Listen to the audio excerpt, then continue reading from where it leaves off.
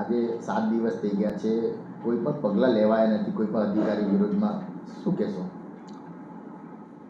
કમિશનરશ્રીએ લગભગ 4 અધિકારીને શોકોઝ આપી છે.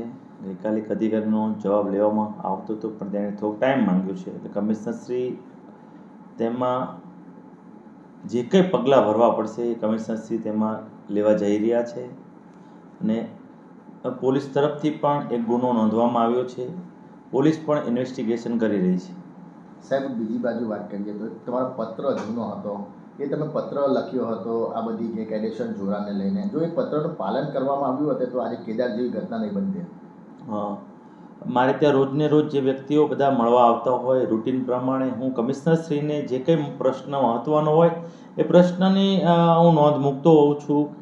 મોન્સૂનના એરિયામાં અમુક જગ્યાએ પાણી ભરાવાના બનાવ બન્યા હતા, ગેરકાયદેસર જોડાણ હતા, એટલે મેં કમિશનરશ્રીનું ધ્યાન દોર્યું હતું અને ત્યારે એનું નિરાકરણ પણ આવ્યું હતું.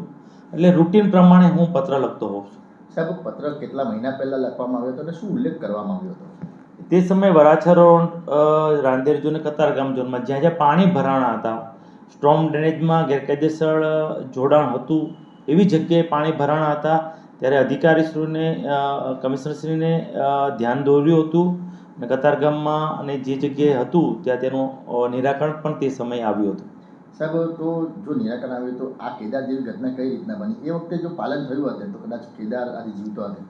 આપની વાતની સાથે સહમત છું, પણ ક્યાં ચૂક રહી ગઈ છે એ માટે આવનાર સમયમાં સુરત મહાનગરપાલિકામાં કમિશનર દ્વારા અત્યારે એક્શન લેવા જઈ રહ્યા છે. સાહેબ, પણ એવું લાગી રહ્યું છે કે પત્ર લખ્યો હતો પણ તમારા પત્રની કોઈ અસર થઈ નહીં એવું લાગી રહ્યું છે. ના, એવું કંઈ હોતું નથી. રૂટીન પ્રમાણે મેયરશ્રીનું જે કંઈ પત્ર હોય એનું ઇમ્પ્લિમેશન થતું હોય છે.